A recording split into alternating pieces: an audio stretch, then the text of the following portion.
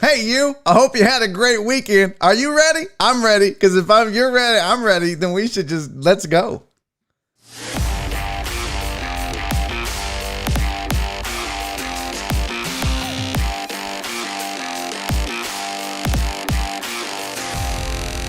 Live from the BiffNet Studios World Headquarters in Spring, Texas, it's Barry on Deck, hosted by former ESPN Houston radio host and stand-up comedian Barry Laminack, starring Oliver the Cat. Written by Barry Laminack, produced by Barry Laminack, directed by, you guessed it, Barry Laminack, featuring sports, entertainment, special guests, film sessions, and some drinking. Okay, a lot of drinking. Viewer discretion is advised. And now, here's your host, Barry Laminack. What's up, you damn dirty deckheads? Welcome to Barry on Deck. I am your host, Barry Laminack. Thank you guys for being here. Today is Monday, July 19th, 2021, and this is episode number 294 of Barry on Deck. As always, Barry on Deck brought to you by the AP Law Group. If you have been injured in an accident, maybe some moron hit you from the rear, give him a call. 713-913-GO-AP is the number. 713-913-GO-AP. Get a good, solid H-Town-based law firm on your side. It's the AP Law Group. You won't regret it, I promise. Hey, welcome to the show. We have a lot to discuss in the way of sports and not sports, but we had a game 5 this weekend. In the NBA finals, we had Astros. Now we've got Astros Trade Rumors, which I like and don't like in a way. We'll discuss that as well. I've got some stuff that I didn't get to last week that I wanted to get to, including the Big 12 cracking down on people being mean to the teams and the players. We'll get to that as well. We got Olympic bed discussion. Yeah, riveting. You guys are going to help me take another quiz. I saw this quiz. I was like, ooh, I bet me and the deckheads can knock this shit. Actually, I bet the deckheads and I couldn't. Me and the deckheads. What are you, fucking dumb? I bet the deckheads and I could. Deckheads and me? Aye. Deckheads and I. Okay, you know what? We'll do the quiz. It's not a math. It's not a grammar. It's an easy quiz. It's a sports quiz. We're going to do it together. And then I've got some non-sports stuff for you. But you know what? None of that is important. What matters is that you guys are here. So let's do the chat first and foremost, shall we? Yo! Christy! Killing the game. Christy first in the chat. Like early. Got here 1:42. Now Shelby was here. Jesus was here. They both thought they were first. Au contraire, mon frere. They were not first. It was Christy Spark, the greatest deckhead in the history of the world, at least for the next 2 hours. And then after that, it's just regular ass Christy. But until then, she's the best. So you can all suck it. Now, Unfortunately, she did not get the Triple Crown because Shelby decided to be a jerk-faced jerk and Congo block her fellow deckhead. Listen, I think you deckheads need to stick together, although I did see later that Shelby apologized, was like, I'm sorry. Well, listen, don't worry. D-Mata loves a good Congo block. So, you know, that's where we're at. If you're new to the show and don't know what a Congo block is, catch up. Well, we need to update the glossary, maybe. I don't know. We need to update that. Stop calling Michael Liebwashock out of his name. No one calls Shakadopoulos out of his name except me and everybody else. Hey, let's do the rest of the chat, shall we? Who else is here? There's Christy. There's D-Mata. There's Virginia Buttonweed. What up, dog? Rudolph, bro. Yo, you guys, Rudolph Rodriguez has been coming into this chat every day since this show started. He posts the same message, and then you rarely hear from him again, but he posts this. He puts the sanitizer emoji, the wash hands emoji, and the social distance emoji, and I love it. It's a great message, and you know what? Based on the trends that are occurring in this country right now, I think we need to get back to this. So, Rudolph, man, stay the course, my friend. Fight the power. I love this, and we need more of it. Who else here? There's where Shelby was like, my bad. She's like, I wouldn't want to be anyone else. Okay. CC is here. G-Man, what's up, dog? Mr. Reyes, how are you, buddy? How are you, man? Good to see you in here. Who else is here? Keith Sager is here. We didn't get any lawn talk on Friday. I'm sorry. Got no more drinking. I can't drink and do this show. I get emotional. I get angry. I get lost. I just, no more drinking on this goddamn show. John Dory, what's up, dude? How are you, buddy? Good to see you. Steven, the weather guy, with a weather update. Current conditions at BiffNet World Headquarters, 92 degrees, dew point 74 degrees, heat index 102. 40% chance Barry has been mowing overtime because of all the rain. Lots of yard work, that is for sure. What's up, Fidel? What's up, Justin Swinford? Good to see you, buddy. Who else is here? Ray! I just saw Ray this weekend for like 20 minutes, and then I had to go. I'll tell you the story about why I had to go in a second. Aaron J. Bryan is here. Terrence, Dandy Dan, Alan Denson, Tony the Handsome is here. What's up, dude? Stephen Luther. Jojo! Hello, Jojo. How are you, my friend? Welcome to the show. Good to see you. I didn't know who I was like, I know a couple JoJos. Like, both of them are kids. I don't know any adult JoJos, by the way. The JoJos I know are kids. So I was like, oh, we've got an adult JoJo in the building. And then Jen goes, what the fuck? This is my kid's account. What's up, Penguin Katie? Ah, that's hilarious, Jen. What's up, White Magic? What's up, Total Dallas? Walt, good to see you, buddy. Francisco, getting clipped. Uriel Villanueva, how are you? Mimi is here. All snap. Mimi, Golfer J is back. Good to see you. Michael David Liebeschock in the building. Josh, thank you for the generous super chat, my friend. He said, hey, y'all, had enough for a Monday. I'm calling it. Time for a drink. Bro, it's like 2:00. We just started. Oh, you just meant work. Okay. Well, I don't blame you. I mean, I kind of want to drink. I'm jonesing a little bit, but not going to do it. What's up, Nick? What's up, Donna? Robert likes beer. All right, let's do this. Let's go. I don't know why I'm doing the fucking drum roll. There's really no reason to do it. I did want to tell you guys the story of my experience at Comic Palooza yesterday. So I was trying to go to brunch my niece-in-law. That sounds so weird. Sophie, we had a birthday brunch for her yesterday, like 12:30 or 11:30 or whatever.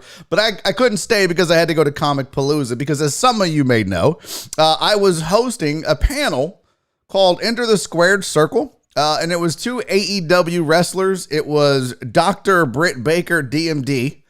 And it was Christian Cage, who you might know from the old WWE days as Christian with Christian and Edge. And I don't remember the Brood, I think Mike told me. So it was, yeah, I'm not a wrestling fan anymore. I don't watch. Shout out to Kyle King. Shout out to Mike Liebeschock. Both of them sent me so much information that I was totes prepped going into this panel. Hosting a panel for two wrestlers that really I didn't know a lot about. I knew a little bit about Christian because about the time I stopped watching wrestling was Christian was still relevant in the WWE. And I kind of knew about him, but I didn't know anything about Britt Baker. She seemed, she's really good at what she does. Fan favorite for sure. So I do a lot of research with the help of Michael Liebeschock and Kyle King. They send me a bunch of stuff. What's up, Clarence? And I'm ready to go. Like, you should see. Look at my notes. I'll show you. This is the notes I had on my phone. Nope, that's dick pics. Nope, those are nudes.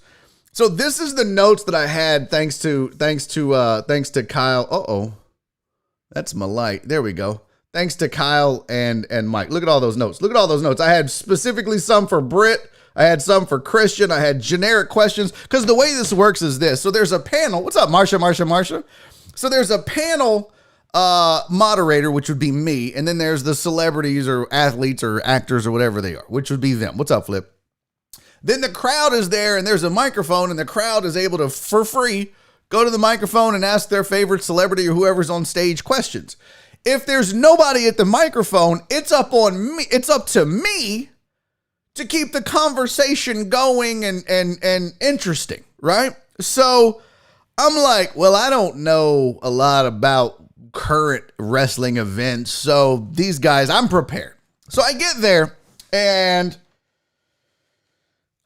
the way this works is you got to check in and get your moderator badge. All right. And then get your badge and then like this sheet that they give to all the moderators and a mask. No problem. I get there, I park, I go in, I go to the little deal where you get your moderator stuff, your packet. I get my packet. I'm good to go. I got there early. I wanted to see the panel before me just so I see how this runs. I've never moderated a goddamn panel at a nerd palooza. I don't know what the fuck I'm doing. This is Dorktown, right? This is Geek City. Population them. I don't know what the hell is going on. I've never done this. So I go to the Venom panel, which is on the stage that we're doing, and I watch it, and okay, I see. It was kind of interesting, I guess, and, you know, whatever. And so I'm there 1 o'clock. I left brunch at 12:30 to be there by 1 o'clock. Now, I'm walking around for 2+ hours. At 2:30, this panel starts at 3 o'clock, mind you. I was there 2 hours early. This panel starts at 3 o'clock. So at 2:30, I'm by the stage. I'm ready to go. I'm actually talking to somebody and my phone's ringing, and I'm like, I don't know this person. Why is my phone ringing? That's weird. So I just ignore it. It rings again. I'm like, that's weird. I just ignore it. So I go to the stage where I'm supposed to be doing the moderator, and I meet the stage runner, the one that's in charge of that stage and all that. She's like, oh, hey, you know, we start talking. She tells me how it's going to go. And I'm like, cool. She's like, do you know anything about these people? I'm like, not really, but I've got questions. And we hit it off real well. She's real cool. We vibe. It's a whole thing. It's great. Then this other chick shows up in the same way. She's like, oh my God, this is going to be great. You know, we're cutting up, having a good time. I'm in a good mood. And then this other chick walks up. And she goes, are you Barry Laminack? And I was like, you want me to sign something? She's like, can you come with me? I was like, hold on, wait a fucking minute. What? She goes, can you come with me? I was like, I'm about to do a panel. What do you need? She goes, you were supposed to check in with, what was her name? Melanie? I don't know. You were supposed to check in with Melody. I was like, I don't know who Melody is. She said, did she call you on your phone? I was like, yeah, I got a call from somebody I don't know. I don't answer those. She goes, well, can you walk with me down to the other end of the George R. Brown Convention Center to check in? I was like, are you serious? Like, I'm here. Like, why? I'm here. She's like, so I just need you to come with me, sir. I was like, man, if I'm getting abducted, I'm going to be so pissed off. So I was like, am I in trouble? And she was like, they need to see you. I was like, I don't understand. She was like, this is a thing from the corporate office. They're a little angry right now because you didn't check in and follow directions. I was like, let me tell you something. I'm not going to get yelled at. Okay. I'm not going to get yelled at. So, we walk across the entire fucking George R. Brown to the other end of Comic Palooza to a desk that was right next to where I got my packet. Okay. So you get your packet. There's another desk there and it says moderator check-in. I didn't see that bitch. It was whatever. So I'm standing there and I walk up. I was like, hi, I'm Barry. I guess you're looking for me. And she goes, yeah, you're Barry. I said, yeah, yeah.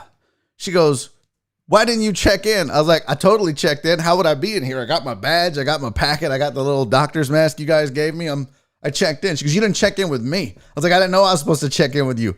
She goes, didn't you talk to Nora? I was like, how do you know my wife? And then I realized Nora was just a person that works for Comic Palooza. I was like, I don't know. Probably. We might have exchanged some emails. And she goes, well, the instructions were very clear that when you got here, you were supposed to check in. I said, listen, lady, I don't know what is going on. I have a lot of shit on my plate and I forget things. And it's possible that I forgot even though you told me. But let's also be honest. When I got my packet, I thought I was checking in there because you literally looked my name up to give me my packet. So I don't know what's going on. What do you need me to do? My panel starts in less than 30 minutes. She goes, I don't need you to do anything. I was like, well, then why am I here? She goes, I just needed to see you. I was like, are you fucking serious? Every motherfucker that works here has a walkie-talkie. You couldn't have let this lady that just walked me halfway across the goddamn George R. Brown get on the walkie-talkie and go, I'm looking at him. We're good. She was like, no, I needed to see you. I was like, this is the stupidest fucking thing ever. And I just turned around and walked up. I was like, I'm not wasting any more goddamn time on this. You're out of your fucking mind. I'm like, I don't even need a sign. This is fucking stupid. So me and the chick that escorted me over there walk all the way across the goddamn George R. Brown Convention Center. I'm running out of time. My panel's about to start. I get all the way over there and the two girls that I was vibing with were like, what happened? I was like, fucking nothing happened. Legitimately nothing happened. I walked over there. She was angry because she didn't get to see me.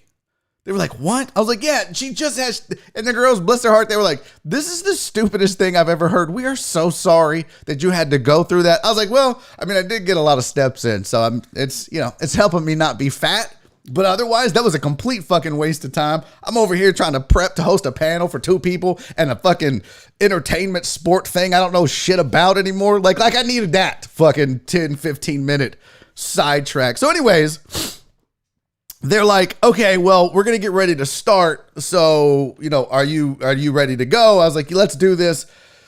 So then they say, well, Britt is going to be a little late, but Christian should be on time. So what we'll do is we'll just have you start with Christian and then Britt will just come on stage when she gets here. I was like, no problem. I can roll with it. We're counting down. We're getting ready to start. It's 3:02 now. This thing was supposed to start at 3 o'clock. At 3:02, this lady looks at me and goes, they're not here. I was like, what the fuck? They're not here. She goes, well, they're still signing autographs and taking pictures. Can you just go up and stall? What? She was like, sweetie, I'm sorry, but I don't want to start at 3:05. Can you just go up and stall them? What the fuck am I going to stall with a bunch of wrestle dorks in the crowd? I was like, oh my God, you know what? I'm a goddamn professional. I can do anything, motherfuckers. Get out of my way. So I go up and I go into complete fucking stand-up comic mode. I'm like, what's up, y'all? You guys thank you guys for showing up and being here. We're out of the house. And they're like, yeah. I'm like, make some noise if you're a wrestling fan. And they're like, yeah. And I'm like, you guys don't sound like fans. Make some, I'm just trying to get them hyped up. They're all like, whoa. And then I do a couple jokes, just some, not anything from my set. I make fun of being out of the house. And, I'm glad some of you actually are wearing masks because I can imagine what you look like underneath them. Just riffing, just killing, by the way. Murdering. Murdering these 38 nerds. I'm killing them. And then I look up and here comes Britt and Christian. I'm like, dope. Well, are you guys ready to get this party started? Please, welcome to the stage. You're here for them. And I'm like, let's go with, and I bring up Christian first and then I bring up Britt and I sit them down and we start the panel. No problems. Now, there was so many questions from people. Like, the place wasn't packed, by the way. Not the Comic Palooza wasn't packed. The Sapphire stage where we were doing our panel wasn't packed. And I suspect a lot of that still has to do with the fact that we're in a pandemic. It was a Sunday. There's a lot of reasons, right? But there were enough people in the crowd that wanted to talk to Britt and Christian that the line really never stopped. The line really never dwindled away, right? Like everybody, there was always a question. I never once really had to go to my phone and be like, I didn't ever have to do that, thankfully. I mean, I was fully prepared, and I would ask, just interject a couple of questions here and there. Now, we go from 3:05-ish to about 3:30. And in the middle of this panel, someone comes on stage and hands me a note. And now I'm thinking, oh, fuck. This. You know what flashed in my mind? I swear to God, somebody walks on stage with a note, and they just go, I'm sitting there, and I get this. I was like, and I'm thinking, man, the only thing in my mind was when George Bush found out about 9/11. I was just like, what? Did they just fire me? Should I have not cursed out Melody? Are they going to be like, get the fuck off the stage right now, you fucking non-checking in motherfucker? I don't know. So I opened the note. And in pen is written on a napkin, and it says, Britt and Christian have a flight to catch. We need to wrap it up between 3:40 and 3:45. You have 10 minutes. And I looked at my phone. I had my watch on because my steps, it's 3:30. I was like, dope, I got this. No problem, fam. We're going. I'm not acting like I know what's about to happen. I'm about to cut this shit short. No worries, right? We get to 3:42, and there's still about 9 people in line to ask questions. Some of them have gone back. It was whatever. 3:42, they finally get done with the last question, and I go, well, guys, I hate to have to do this to you, but Britt and Christian have a flight to catch, and we all know how Houston traffic is. So we're going to have to, and as I'm doing that, we're going to have to, Christian goes, no, we don't. Bro, did you just shush and correct me? He was like, our flight's delayed. And Britt goes, yeah, our flight's delayed. Now all of a sudden, I'm the fucking bad guy. Like, they're looking at me like I'm a fucking idiot. And I'm like, I literally have the fucking note in my pocket. And I was like, oh. And I look over at the lady that gave me the note, and she's like, I was like, well, I don't know what the fuck to do now. Like, I got all these wrestle dorks. They're like, let us talk. Let us talk. And these fucking guys are like, no, we're good. And I was like, oh, well, okay. Well, then let's just keep going then. But everybody that was stood up sat down. But then 2 people got back up again to ask questions. So I was like, well, let's just keep going then. So we get 2 more questions in, and now it's right at 3:45, 3:46. And there's those 2 people sit down. I was like, well, all right. Thank you guys so much. Let's give it up one more time for Dr. Britt Baker, DMD, and Christian Cage, everybody, huh? All right. So I'm like, oh, hell no. Y'all not just going to embarrass me and make me look like. So when we're getting ready to get off the stage, I turn to Britt and I pull the note out of my pocket. I was like, hey, just so we're clear, they handed me a note while y'all were talking. And I show it to her. I was like, see right there where it says have to catch a flight between 3:40, 3:45, wrap it up.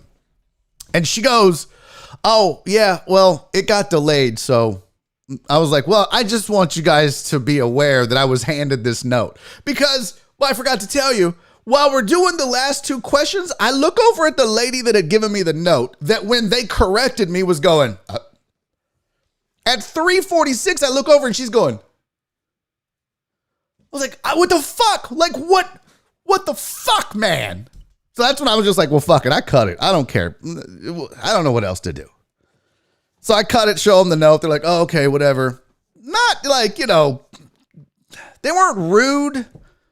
They could have been a little nicer to me. I think they could have been like, oh, hey, nice to meet you. None of that. None of that. I show her the note. She goes, oh, okay. And just walks off. And I was like, cool, it's good to meet you too. So I go up to the lady afterwards and I was like, hey, what the fuck, man? Like, what a crazy experience. And the lady goes, I don't know. Like, she said, what I think happened is that when they were on stage, their manager had told us that they had to be done between 3:40 and 3:45. Or actually, they had told us right before they went on stage. Like 5 or 10 minutes. And so I made the note and I gave it to you at 3:30.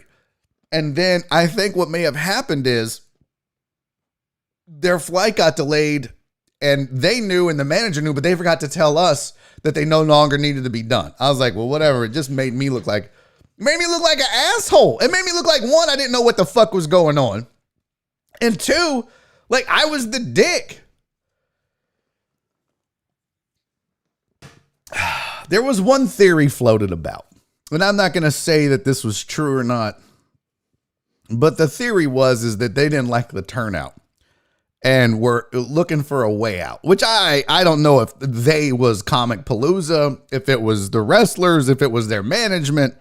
But then once they got up there and saw that the line was never ending with questions, that they were like, oh, we're good. We can keep going.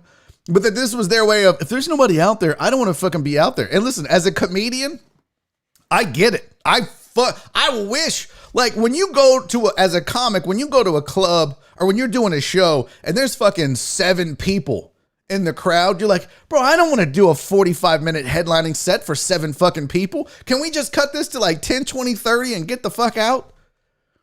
And a lot of clubs will do that. They're cool about it. They'll be like, yeah, instead of doing 15, 30, 45, let's do 10, 20, 30 and get out. And then that way it's not excruciating for the comics or the crowd or anybody. I get it. So that made sense to me. But at the same time, don't be like, oh, no, like, just be like, no, we're cool. We can keep going. We're fine. We'll get it worked out. Don't worry about it. Don't make it like I'm the one that fucked up if that was the case. Yeah, that's true. I have done a set for one person before. Two people. I haven't done a set for one person. Well, it was one lady and her friend. It was two people. I sat at their table. I swear to God, I did a comedy set for two people that I literally sat at their table. I didn't even use the mic. I just set it down and just talked to them and told jokes. So, yeah. Titan Yuko said, is their video footage, was it taped? It was taped. They had a big, nice camera in the back, but I don't know what they're doing with that. I don't know if they're putting it on social media or whatever. I will say that my buddy, where'd it go? God damn it. My pal, my buddy, what the fuck happened to it? Oh, my friend, Richard Burmaster was there, and he got this. I like this picture. This came out pretty good. So this is me on stage. I think this is when I was doing a set. I think that was when I started before that they showed up. So that's the only remnants I have. And then he got pictures. He didn't get a picture of the three of us at once, which was okay, but yeah. So that was my experience at Comic Palooza. How many inhalers did you see in the audience? Oh, that was the other thing. I realized this later, but I think I actually offended the entire crowd and Christian. Because at the beginning, I was like, all right, guys, so here's how this works. How many of you have ever been to a panel like this before? And nobody clapped or raised their hands. Now, I haven't either, but you never let the crowd know you've never fucking done this. So I was like, all right, well, here, let's just do that. I was like, okay, it's no problem. This is real simple. There's just 3 rules. Like, you guys, if you have questions, just get up to that microphone, but don't be shy. I said, don't be scared, don't be shy, and don't be weird. That's the 3 rules. Don't be shy, don't be scared, and don't be weird. That was the 3 rules that I gave them as a joke, right? Well, it didn't dawn on me that it's a fucking room full of weirdos. And I think Christian, having done this and being the professional that he is, was like, oh no, let's get weird. Let's be weird. Because I think he knows that a lot of these wrestling fans that show up to a Comic Palooza, they're probably a little weird. So then I was like, oh God, I fucked up because they're all fucking weird. And sure enough, as they start coming up to the microphone, I'm like, weird. Weird, fucking weirdy, weirdo, weird.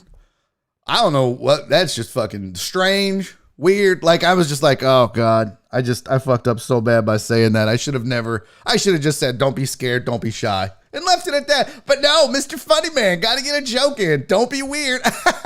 They're all fucking weird, Barry. My bad. Yeah, so that was my Comic Palooza. How was yours? The thing that makes me the most mad about it was I should have bought a fucking shirt while I was there, because I saw the shirts. I wonder if I can still buy a shirt. I wonder if they'll be on sale now. Comic Palooza merch. I kind of was like, man, I should have bought a Comic Palooza shirt. I like the little CP logo. It's pretty dope. But now I don't think I can get one. I don't know. I gotta figure it out. I kind of want one. Who knows? All in all, look, I'll say this though. All jokes aside, story aside, all that was true, by the way. None of that was made up. But I will say I had a great time. It was awesome to see the people dressed up. It was really cool to see the different exhibits and I'll tell you the other thing that's kind of sad though. And this is, I was talking about this with a guy I had known from way back in the day. Clarence, bro, really? I was the weird one? Really? I'm not the one walking around dressed as a fucking stormtrooper. I'm the fucking weird one. Okay. I'm not the one walking around dressed as a goddamn fairy godmother or whatever the fuck, a Pikachu and a goddamn One guy during the Venom panel, somebody goes, "Is that the fucking Pope?" And I look up, I was like, that's a Pope. It's like a black Pope. And then he goes, "Oh, that's Ghost." I was like, what's the fucking difference? I don't know. I'm the fucking weird one, Clarence. Yeah. Okay. Anyways, Roland said wrestling fans can be weird as fuck. That's coming from one.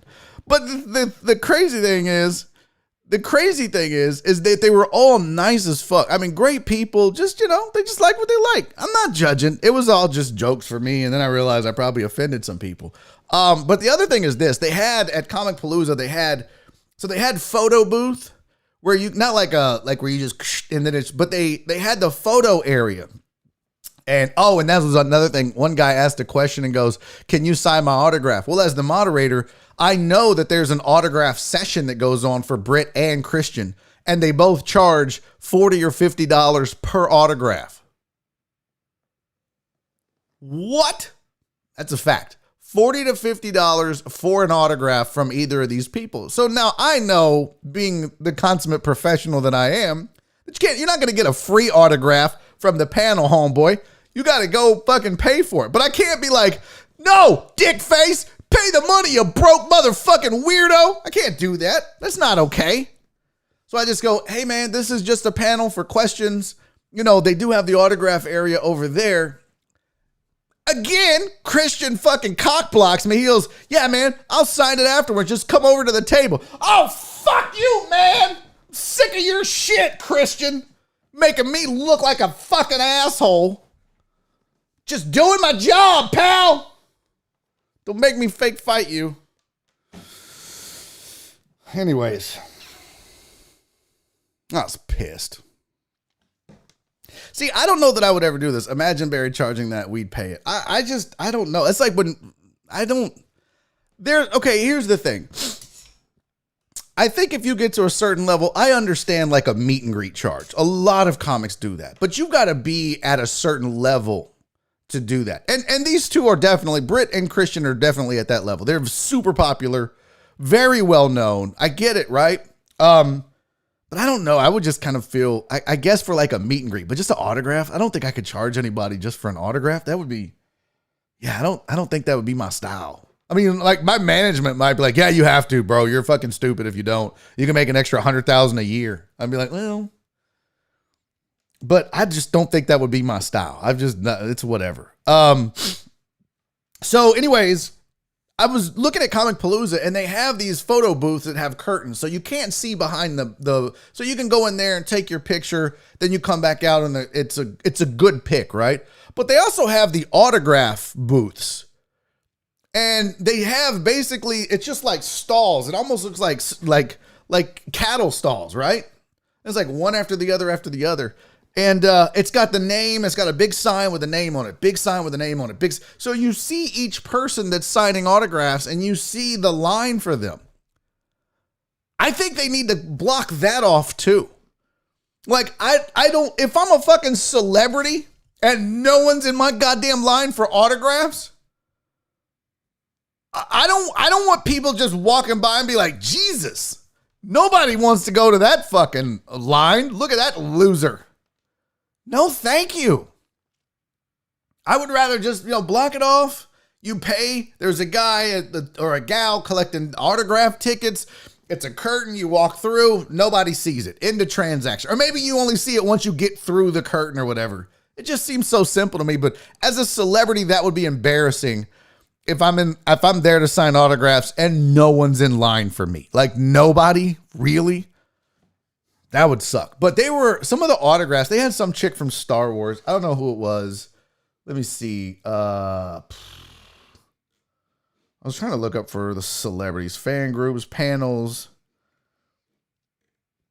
the exhibitors. None of that's on the website. But they had one chick from Star Wars. And you could get a regular autograph for like $80. Okay. You could get a Star Wars autograph for $100. Andy said he'd have a meet and leave. See, I would do something like that. If you got to come up, like you pay $20, right? You come up, we take a picture, I sign something for you, whatever. That's different. That's a cool experience. As a fan, I enjoy those. So like, you know, if it gives people access, maybe that's worth it. But yeah, I don't meet and leave. Yeah, guys, by the way, if you ever go to a show and Andy's there, please don't touch him, don't hug him, don't talk to him for too long. That's not his thing. He just wants you to come up and go, great set, and fucking keep it moving. That's Andy. That's Andy. Now, 2021 guests. Here we go. So this one chick has a plain ass autograph. That's one thing. Then you can get a Star Wars autograph. That was another thing. Then you could get a personalized Star Wars autograph. And it was like $140 or $150 for her to be like, hey, this is Princess Leia. Love you, Frank. Like, who the fuck wants that, by the way? No one wants a person. If you get a fucking X-Wing fighter signed personally, now it's worthless. It's worthless to anyone but you. So if I'm paying $100-something for an autograph, I want you to sign this, you know, I don't know, fucking picture or character or whatever the fuck it is, and not personalize it, because I want to be able to get my money back and sell that bitch one day. It's crazy. D-Mata said the year the Aliens cast was there, autographs were $300 a signature. What the fuck, man? So here's what they had, and I don't know which one of these people's. They had Giancarlo Esposito from The Mandalorian. They had Tati Gabrielle. Mark Paul Gosselaar. Okay, that's fucking Saved by Martin Cove, Sweep the Leg. They had Gavin Leatherwood, Ron Perlman, Dominic Purcell, David Ramsey, Michael Rosenbaum, Katie Sackhoff. That's who it was. That's the one that was like 80, 100, 140. Pretty wild. They had Danny Trejo, Carl Weathers, Ming Na Wen, and Mario Lopez. Canceled. Hey, fuck you, Mario. You raggedy bitch. And neither one that talks shit about Houston to begin with. Fuck Mario Lopez as a staff, record label, and as a crew. And if you like Mario Lopez, then fuck you too. Oh, bitch ass Mario Lopez. Nobody wanted you in Houston anyways, you crybaby ass Dodger fan hoe. It'd probably be pretty cool to meet him though. I'd give him some workout tips. Aaron Little said, I saw Maria Bamford with who? Jackie Cashin, and no one was in Jackie's line, even though her comedy, in my opinion, was funnier. TR and I got a hug and bought a t-shirt. Cap City Comedy Club. Good times. Oh, yeah. Well, that happens after shows all the time, right? Like, I mean, if you're at a comedy show and I'm featuring and Andy Huggins is headlining, the chances are most people are going to go to the headliner. I mean, that's just how it goes. Sometimes you may have a better set than the headliner, which can happen depending on the comic and the feature and the headliner and all that. And you'll get some people to come by and be like, oh my God, you were great. But I totally understand that. Maria Bamford's a much more well-known name than Jackie Cashin, so I get it. Mario's sister lives here. I don't give a fuck. Fuck him. I saw comics. Wait, you were hosting, not signing. Yes. People have a weird hate for Houston. Totally agree with that. They had a nice little list this year, and Mario Lopez leaving made it better. Totally agree with that as well. They had one more thing. Oh, there's the wrestlers. There you go. I didn't finish showing you guys. So there were the comics. It was Donnie Cates. So he was on the Venom. Let me tell you this story. By the way, we're not doing any sports, so I apologize. I mean, we are, but I don't know. I just figured I'd share my Comic Palooza stories with you. I hope this isn't boring and driving you guys fucking crazy. I promise we're going to talk Game 5 NBA Finals. I promise you we're going to talk Astros trades. I promise you we're going to talk other stuff. We're going to do that quiz as well. Usually we do Sports Hour 1, not Sports Hour 2. Maybe we flipped it this time. Nonetheless, so this Donnie Cates dude, right? He's on the Venom panel before me.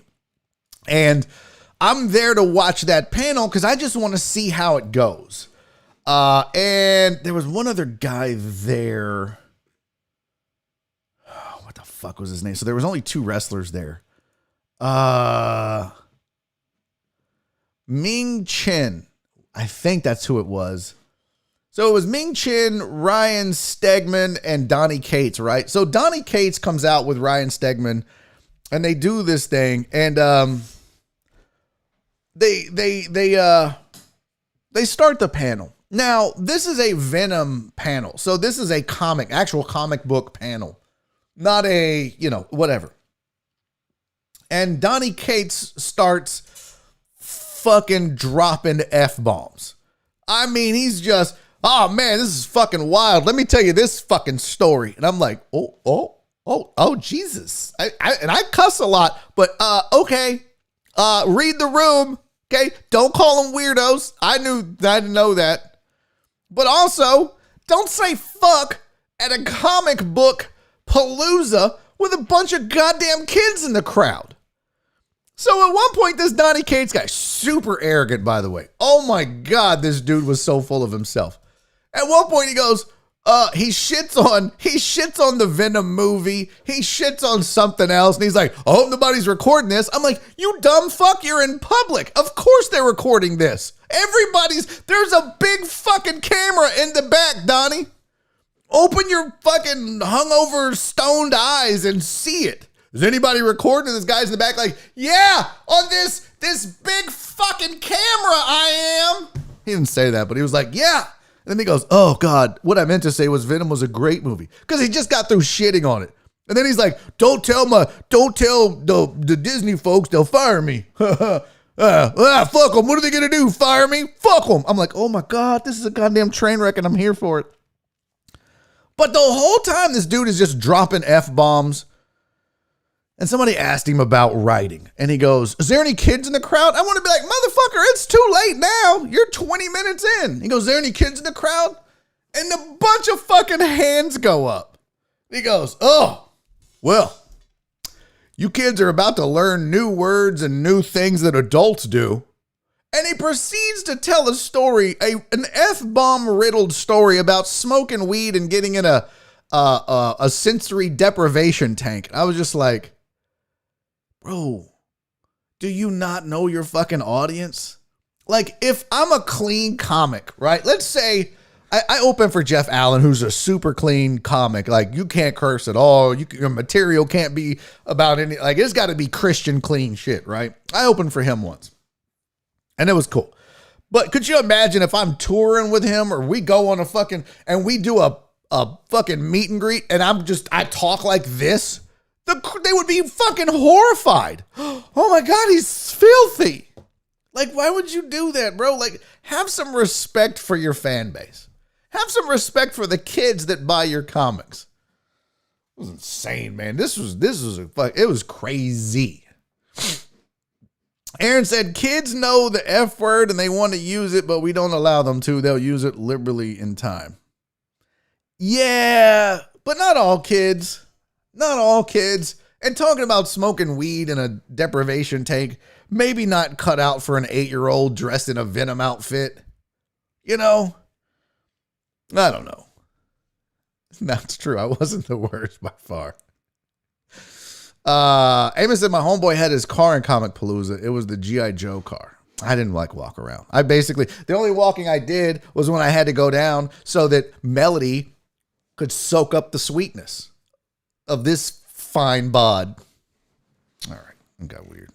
And it happened. Hey, real quick, I want to tell you guys about Kathy Denson and what she can offer you. Look, if you've got a birthday party that you got to go to, or maybe a loved one has a birthday coming up, or maybe you've got, I don't know, Father's Day and Mother's Day is gone, but look, she makes you custom crafts, novelties, clothing, bottle lighting, whatever it is you can think of as a gift for somebody else, she could absolutely do it for you. No job too big, no job too small. I want you guys to give her a call, 409-466-9124. She is a fellow deckhead. She is a supporter of this show. Her and Alan both watch the show, but they also take care of the deckheads when you need stuff. You see the bottles on my set right behind me over here. Look at those bottles. You see those three? You look at them, Jeff Blum. That's the bottles that they can make for you. Any kind of bottle. You want to get a Barry on Deck Prideful Goat whiskey bottle made with the lights in it? She can do that for you when they drop in October. The Dallas Cowboys for life that you see there, she can make that as well. Whatever it is, she can do it. Give her a call, 409-466-9124. Get a catalog from her. She's got an online catalog. She can email it to you. And you can just tell her, hey, I want to do the following. I want to make X, and she can probably make it for you. She can come up with the idea. She can help you design it. Maybe you just want a shirt, just one shirt. Maybe you just want to get a Rip Todd shirt. Maybe you just want to, I don't know, get a I think Barry is the greatest person in the world shirt. She can do that for you. Give her a call, 409-466-9124, 409-466-9124, or email her, kathydin2011@yahoo.com. All right, let's do, Josh said, I feel like it's the parents' choice. It's not like they took their kids to an R-rated movie. They took them to a comic palooza. He could have held back a little. Yeah, exactly. Like, at least, I mean, and he asked several times, by the way, are there any kids in the crowd? Well, fuck, you guys are about to learn some crazy fucking words, right?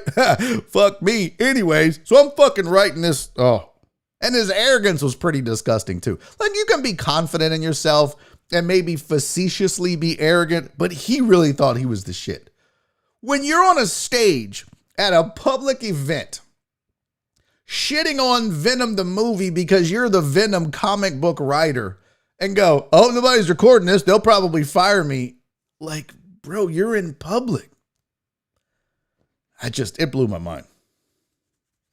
Blew my mind. Kathy might make me that shirt for Saturday. Dopeness. Let's go. Clarence O'Hooligan, I think there's disclaimers when you go to panels. Is there?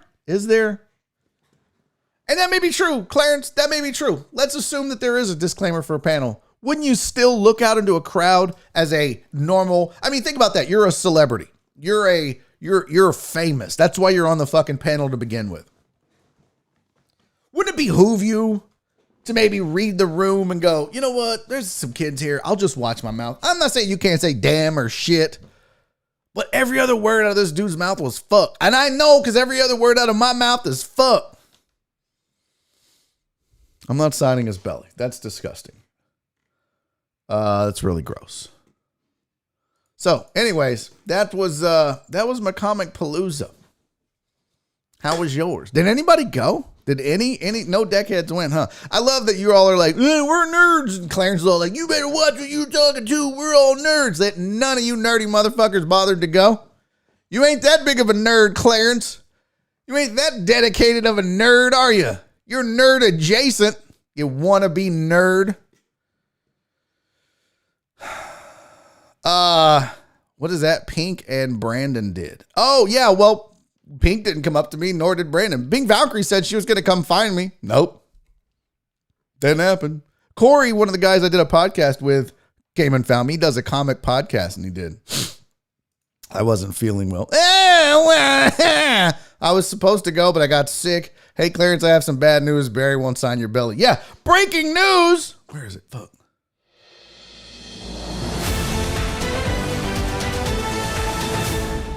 Breaking news. Barry's not signing Clarence's belly. Film at 10. And no, I'm not. By the way, just wanted to, got my new motherboard in Sunday. So hopefully after the show today, I'm going to put this in that computer over there that doesn't work. And hopefully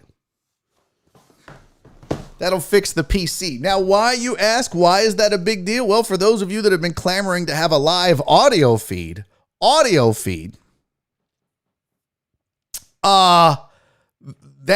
the key. That's the key. So hopefully I'll get this done and I'll be able to stream the audio live on Podbean. Wesling said, good job, Barry, but you left your credentials on like a chump. Everybody had their credentials on. You had to have it on. I'm like, listen, don't be judgy, John Westling. No, I'm not taking my fucking credentials off to go on the panel. Don't judge me. Don't be that guy.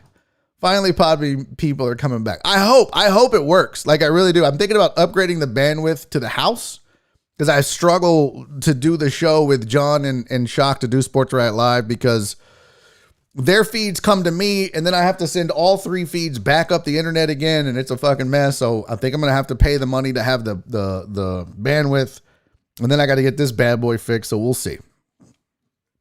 We shall see. All right. What time is it? 2:53. Let's do this. I'm not going to take a very long break. So let's just go ahead and get after it. We haven't done any sports yet. If you missed a game 5, boy, you missed a good one. Bucks beat the Suns game 5 Saturday, 123-119. That's a good ad. That might be the best game so far of the series. Best game so far of the series.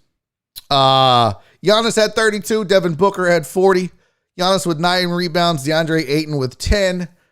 Drew Holiday had 13 assists. Chris Paul had 11.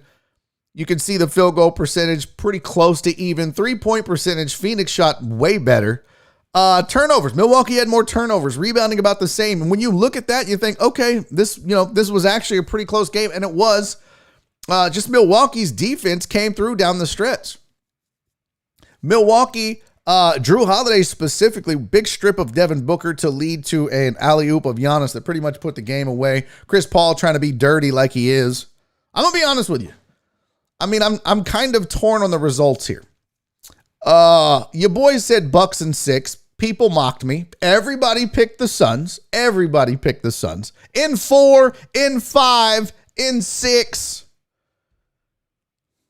Including Kelly Eco. I think John and Mike both had the Suns winning. Most of this fucking chat had the Suns winning.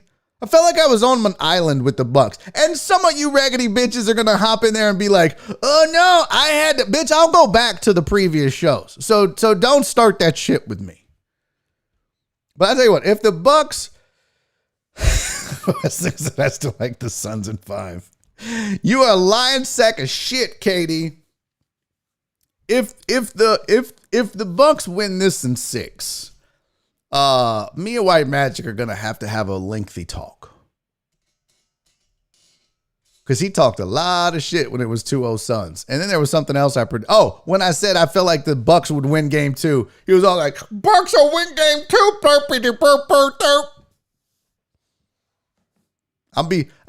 White Magic. When the Bucks win Tuesday, if they win in 6, I'll be expecting a very lengthy apology post on the Discord from you, young man. Okay? So if you're going to dog me when I miss a single game, yeah, that's how he talks, Christy, for sure. Nah, never.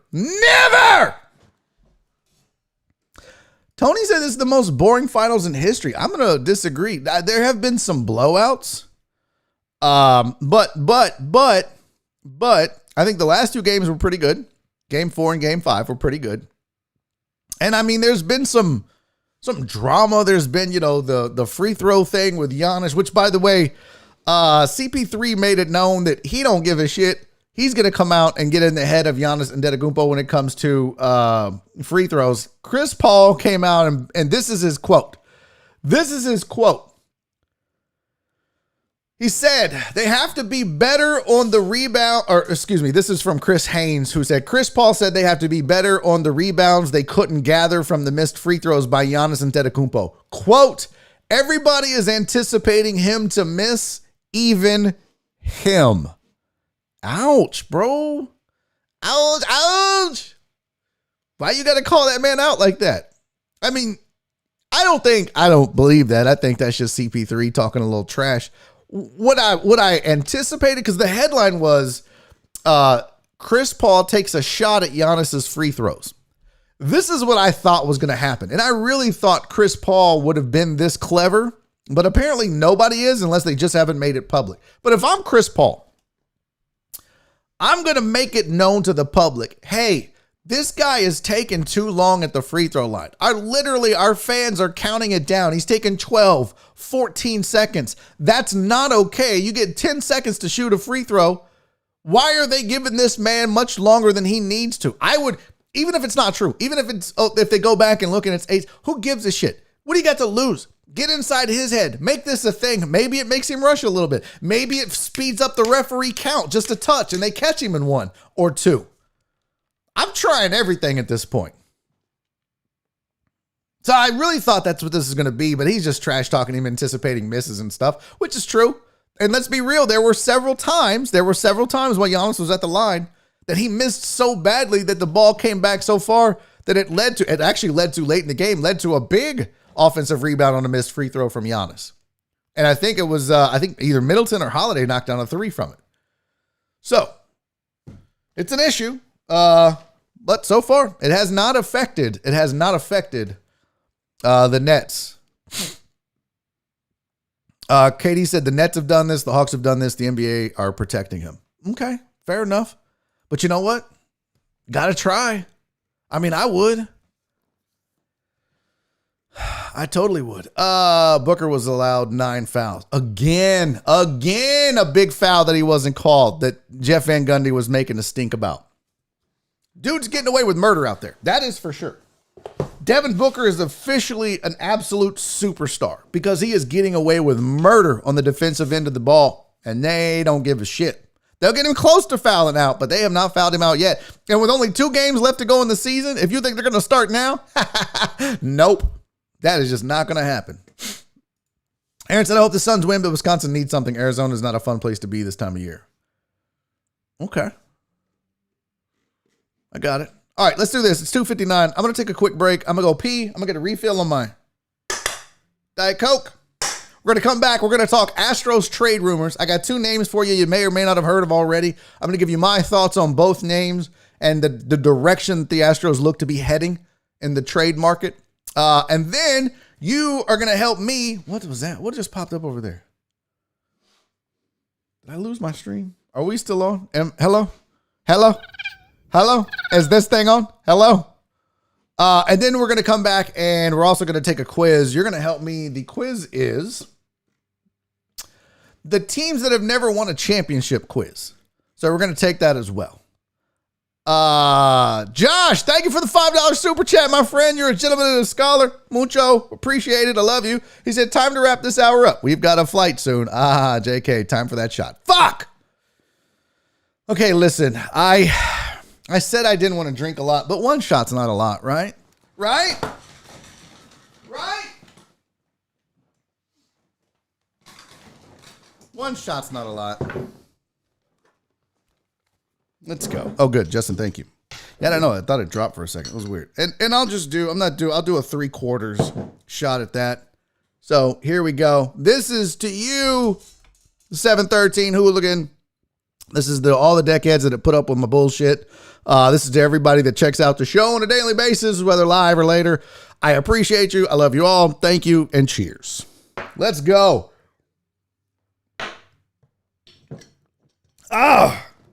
God damn it. I got to get that Bacardi back. Or some Jameson. Fuck, shit. Oh, fuck you, BZH. Okay, let me go pee and get a Diet Coke, and we're going to come back. I don't have a break video for you. I'll play Friday's break video. No, because that's too long. This is really not going to be a long break. I'm going to go maybe a minute, maybe 2 minutes max. I just have fucking crown all over my desk now. That's it, all right? So don't go anywhere. Don't be a raggedy bitch and leave. Stick around for less than 2 minutes. Well, it might be a little longer. I don't know how bad I got to pee. All right, but we'll be back shortly. This is Barry on Deck. I'm your host, Barry Laminack. Stick around through the break, you raggedy bitch.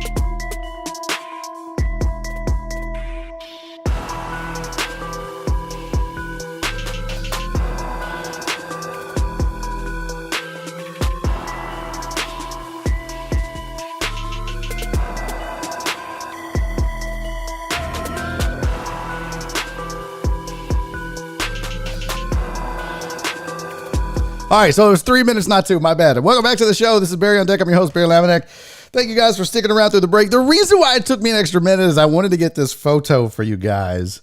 Oliver and Spencer are asleep on the bed, and this is how they are sleeping. Would you look at that? Are they not the cutest motherfuckers you've ever seen in your whole life? Oliver's using Spencer as a pillow. Oh my God! These fucking cats are too cute. All right, welcome back to the show. Let's talk a little Astros trade rumors, huh? Let's talk a little Astros. So, yeah, they're the sweetest cats, you guys. They are so fucking cute, man. They're like best friends. Like they always are together sleeping. Well, yeah, because he's a fucking cat. When you make a noise, he's like, the fuck is going on in this room? Do I need to be a part of it? Yeah. What do you think it was fucking staged, KD? When you hear something in the room, you don't fucking open your eye and look. You fucking shut up, KD. All right, let's talk Astros. So 2 trade rumors are out there. Thanks, bro. I just had it stuffed. All right, that's not. So 2 trade rumors, 2 names you probably recognize if you follow baseball at all. The very first name on the list. Excuse me, that blame Josh for that burp. That was a crown shot burp. Starling Marte of the Florida Marlins is rumored to be on the trading blocks. 3 teams that are significantly interested in him is the Yankees, the Phillies, and the Astros. Those are the 3 names interested in Starling Marte. Now, I'm going to tell you right now, at first blush, you may be thinking, hey, with this lineup, they don't really need any help at the plate. Well, you're not getting Starling Marte necessarily for help at the plate. Although, according to this article that they posted on MLB Trade Rumors, he is slashing 285, 387, 444, 7 home runs, 22 RBIs, 19 stolen bases, which I like. I want you to think about something. Think about the lack of depth in the outfield for the Astros right now. And think about that. Now you got Kyle Tucker in right. You got Miles Straw and Chas McCormick in center. And left field, you have Michael Brantley and Yordan Alvarez. You're not trying to win a World Series with Yordan in left field. Not this year, folks. Not this year. So would you rather an outfield of Michael Brantley, Miles Straw, and Kyle Tucker? Or would you rather see an outfield of Michael Brantley, Starling Marte, Kyle Tucker? What that does is, hear me out on this, okay? Because I thought it was kind of at first.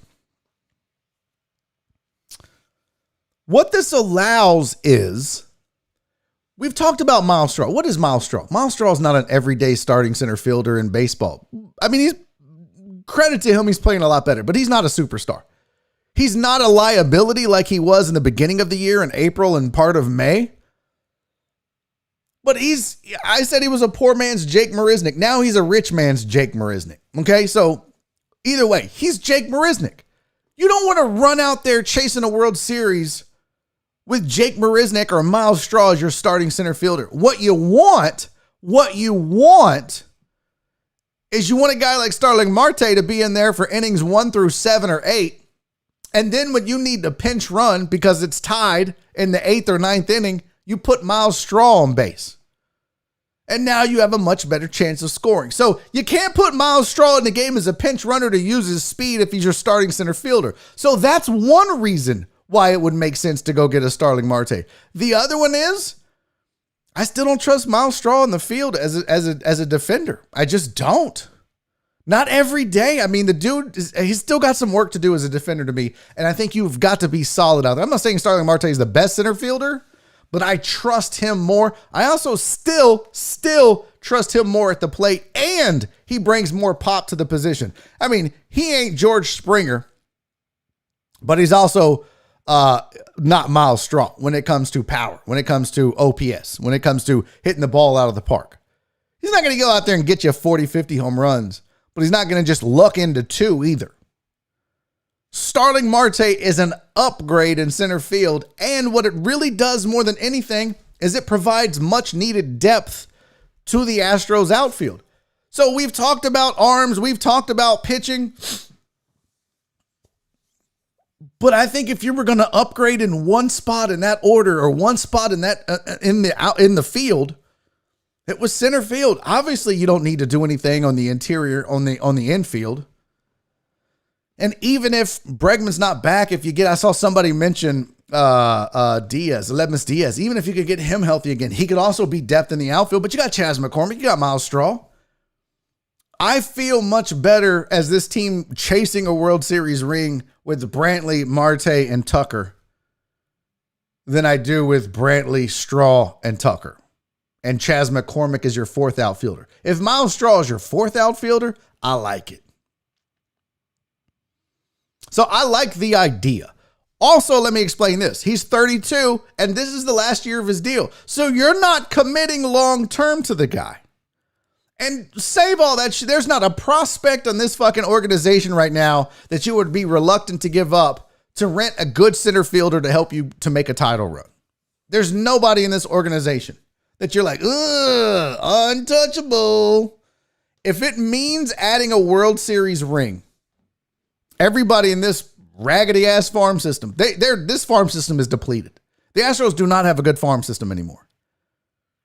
Because all the studs that they had are now up. That's how it works. But the other name on that list, the other name that should get everybody excited if it happens, there are rumors abound that the Astros are interested in Max Scherzer. Now, I saw Tony say I'd rather get an arm. I'd rather address the bullpen, some people have said. Thank you, Robert. Robert said, I agree with all you just said, Barry. Thank you. Eric said, I would include Straw in the trade. Yeah, if they wanted him. I mean, if you're the Marlins, would you rather have him or maybe a Chas McCormick? Shit, I don't know. Golfer Jay said, no title run without pitching, and that brings us to Max Scherzer. Now, a lot of you, including me, have been clamoring for arms for this bullpen. They need to bolster this bullpen. I've said all along, this is not a World Series bullpen. Ryan Presley has proven to be a very good closer. Proved me wrong. I didn't think he would. I thought Ryan Presley is a great setup guy. He's proven to be a solid, reliable. In fact, when you look back at the Astros of 2017, and I forget who made this point to me on Twitter, but he was like, compare the bullpen in 2017 to this bullpen.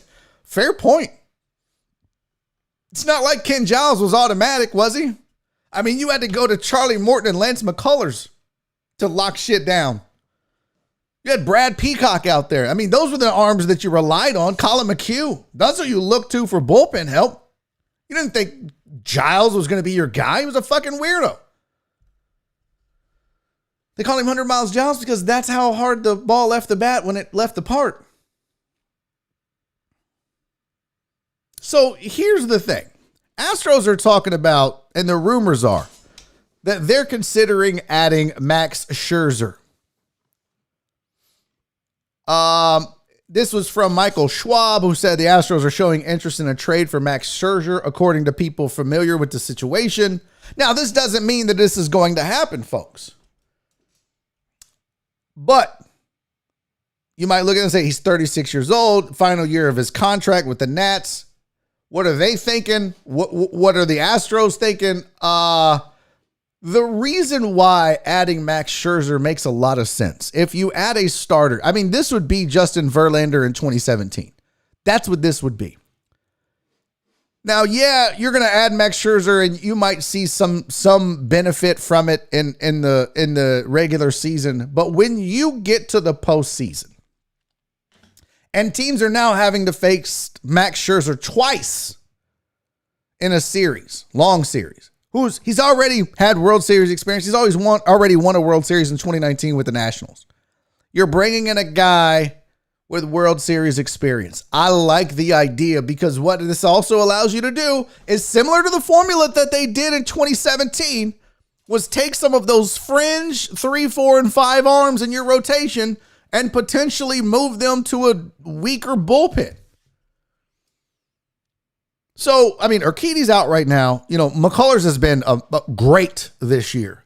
Zach Greinke has been good this year. Fromber is not. But I like Fromber in a 1 or 2 inning situation, maybe. I mean, Urquidy reminds me a lot of that. Maybe he could be like a Brad Peacock Colin McHugh hybrid. Do you need him to start a game 4? Solid.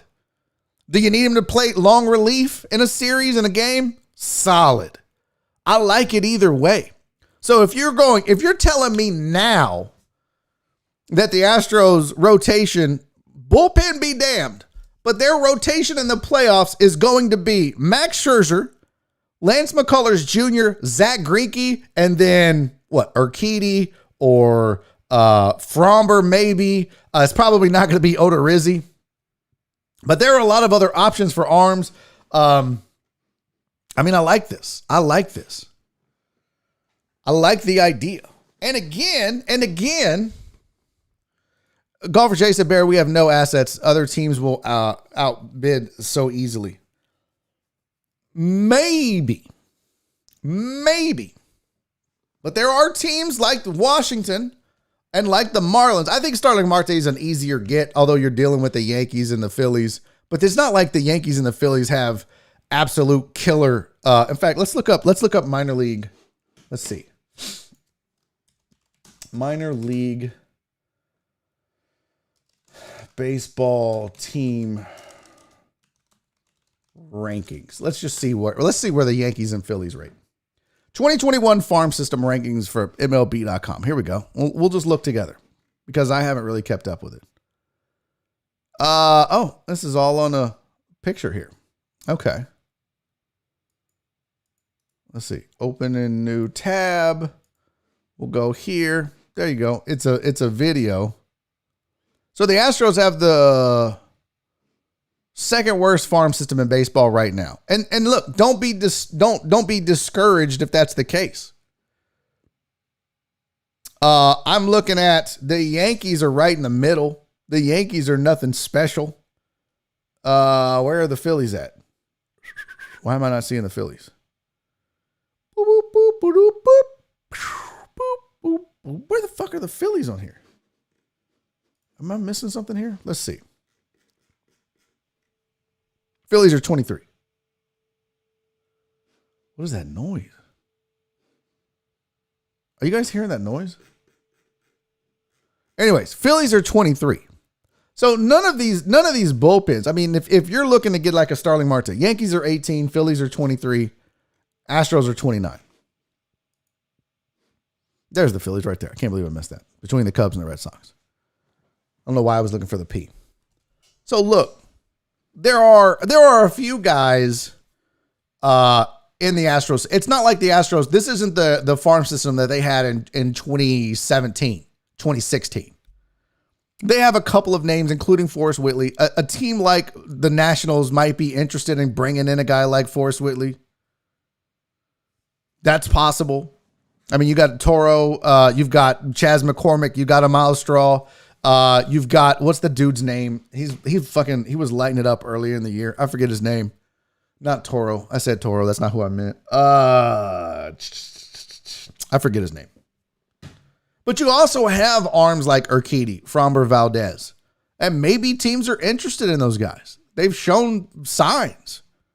You have draft picks that you can trade. It's not like the Yankees and the Phillies are the Rays or the Tigers. And they're just going to have so much depth that they can outbid you. So it's possible. It's possible. And yeah, you may have to give up somebody of value. You're not giving up, the core. But you may have to give up somebody of value. Now, let me ask you this. And I hate to be the one to bring this up.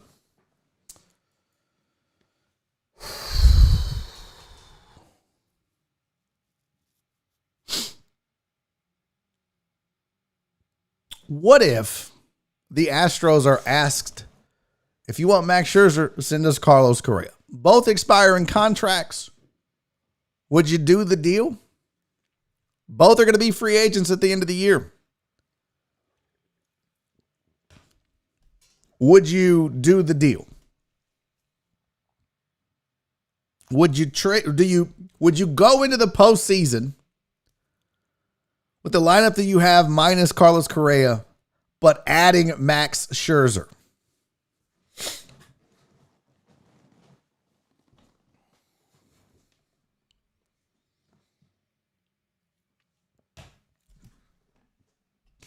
just a question. Because, look, Max Scherzer is going to require a lot.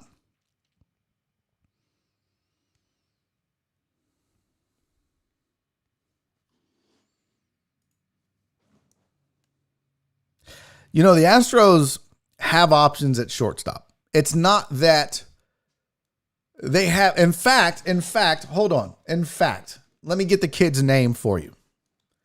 Astros minor league prospect rankings. The kid in the minors that the Astros are grooming to be a shortstop is the heir apparent to Carlos Correa. I'm not saying he's going to come up this year. But what I'm saying is Pedro Leon. Thank you. Thank you, Tony. Thank you. Pedro Leon. That was the guy I was thinking of when I said Toro. And Pedro Leon is an outfielder and a shortstop. He is currently at AAA. He was the one that was raking early. He's not going to be up until probably next year, though. Now, Alex says 2 years away. Oh, Alex, I think you could see him up at September call-ups at the earliest this year. But let me just get this out. The one thing where the Astros have been dominant is their lineup. And I understand Correa has been a big part of that. But you understand that they have Aledmus Diaz who can play third base and shortstop. You understand that you could move Bregman back to shortstop. You understand that you could move Gurriel to third base and Aledmus Diaz could play first base. You understand Miles Straw is a good backup shortstop. They have a ton of options at shortstop and third base. What they don't have is a ton of options at second base and first base, and unless you think that you could convince Yordan Alvarez to play first, which they just haven't done it enough. They'd rather see him out in left field for whatever reason. And he's improving little by little. But if we look at this team and the deficiencies, when you consider the injuries and the issues that they've been having in the rotation outside of Lance McCullers and the bullpen as well, when you go Lance McCullers, Ryan Presley, everybody else is a bit sus. I trust Greinke to be a 2 or a 3. Cool. He was your ace to start with. He's not an ace. I told you that when the season started. I never feel comfortable with Zach Greinke out there. He's just not an ace to me. He's a 2, solid 3, a decent 2. And that's what he's proven to be this year. It's fine. You need those. It's not the craziest thing in the world. It's not the craziest thing in the world when you think that the position of need on this team is arms, not bats. Now, the question becomes, and I saw most of the chat answered, at the end of the day, would you do it? No, and here's why. I wouldn't trade or include Carlos Correa in a Max Scherzer trade because the morale on this team would absolutely crater. Ew, this can is all dirty. That's fucking gross. Do I have a glass in here? This can is fucking disgusting. The morale on this team would crater. If you recall, one of the reasons Jose Altuve chose not to go to the All-Star game, besides the fact that he didn't feel like getting booed in an exhibition game by a bunch of Colorado fucking idiots, was that he wanted to get himself healthy. Why? Because he specifically said, I want to make one more run at a championship with Correa. Because he knows that Correa might not be here again. Could you imagine if you now traded the one thing that they're all like, this is it, guys. Let's go out and win a World Series. The same core that's been accused of cheating, the same core group. Let's go out and fucking win one and shut everybody the fuck up. Let's go. Let's go get us a 2021 World Series with this same infield and some of the same outfield and shut them all up. They want that so bad. And I'm going to tell you right now, Jose Altuve needs that so bad. He's aware that Correa might be gone after this year, but man, they really want that World Series run. Oh, they're jonesing for it. The vindication. Restoring their name. That's what they see this as. I'm curious, just from a purely statistical standpoint, too, what WAR looks like for each of these guys.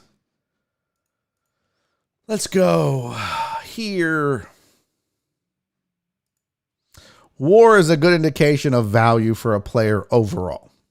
So amongst batters, Carlos Correa is 8th in baseball with a 3.8 WAR. Him and Cronenworth and Joey Gallo and Shohei Ohtani all have a 3.8 as batters. Now, Ohtani's, I feel like you almost got to create a new category. So that's great because Brandon Crawford, Cedric Mullins, Marcus Semien, Vlad Guerrero Jr., Max Muncy, and Fernando Tatis Jr. Are the only ones ahead of Carlos Correa on that list. Now, if we go to pitching and you look at WAR for your pitchers, Max Scherzer is... McCullers is 30th with a 2.3. Did I miss Max? Damn, Wade Miley's a 4.3. Wade's dealing. Jacob deGrom, by the way, just went on the DL. Garrett Cole's a 4.6. Fuck me, man. You look through and see all these Astros names. Former Astros at the top. Kind of makes you sick.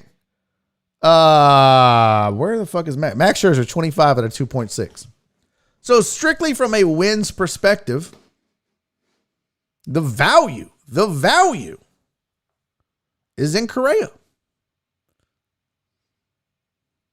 But I'm just interested. I'm just throwing it out. I'm not condoning it. I'm not saying I would. But there's an argument to be made for it. At the end of the day, though, I'm taking care of Jose Altuve because he ain't going nowhere. And Bregman ain't going nowhere. And I want that. I want this run. And I think there's other arms out there that you could go get if you wanted to go. But I think they're trying to make a splash. They're trying to do one more Justin Verlander. That's what they're doing if they're looking at a Max Scherzer. So interesting trade news, interesting scenarios. We'll see what happens. At the end of the day, I don't think either one of those is going to happen. Just me personally. We'll find out. Yeah, and Correa did have a great World Series postseason. Maybe he's due for one more. Robert Carwell said, yeah, you're right, Barry. I changed my mind. Correa has been getting the job done. Taking a risk with a farm guy at shortstop is a lot. No. You wouldn't bring him up to be the guy in the World Series. Now, you might bring him up for September call-ups and see what he's got. And if he fucking explodes like Jordan did when he came up last year or the year before, whatever the fuck it was, then maybe you're like, yo, this kid is not scared of the limelight. This kid is not scared to come up and be a superstar. That's possible.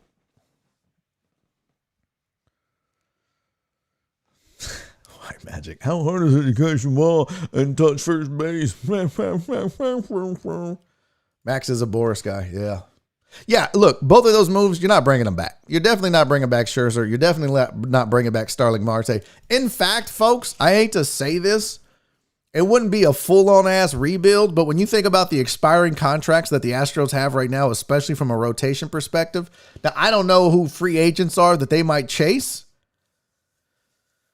and not a full-on rebuild, but this could be a big slide for this team if they can't get a lot done in free agency. I would want to look at Spot Track. I wouldn't want to do it live on the show, but I can do some research on that, and certainly I think that'll come up again, but Astros might be at a crossroads here. This might be their last chance to win a World Series for another couple of years.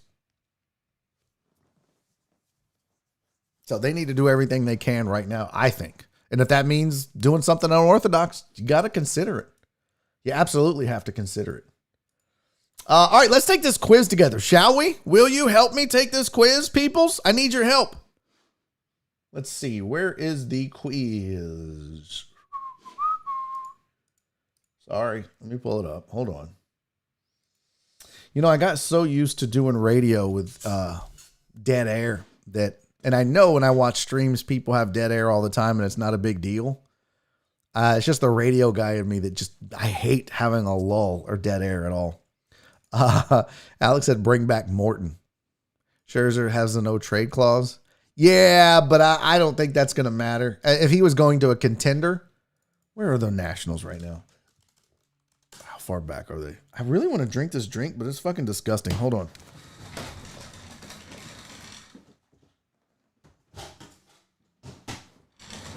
Get one out of my in office fridge. Man, this pimple won't go away. Look at that bad boy. That motherfucker has been hanging in there forever.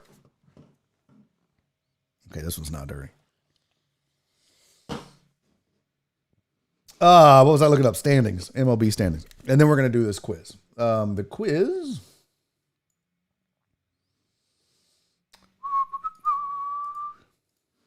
All right, I got the quiz up. This quiz is going to be fun. We're going to see how smart you guys are, how smart I am. All right, your standings look like this in baseball, just so we're all on the same page. Yankees are still 7 back, and that's after taking 2 of 3 from the Red Sox, going 7-3 over their last 10. Big whoop-de-fuck, Yankees. Sorry, BZH 420, but the Yankees can suck it. Hair Dragon Burr said, solo radio guys do dead air all the time. Long extended uhs all over the place. Well, yeah, but I don't like that, bro. I feel like there's always got to be. I'm the same way on stage. Some comics on stage, they really embrace the silence. There's like, I mean, I have dramatic pause, but I don't know. I'm a high energy guy. I like to fucking fill the space. I fill that void unless it's necessary. If it's there for a dramatic reason, I'll take it. But if you're just like doing it,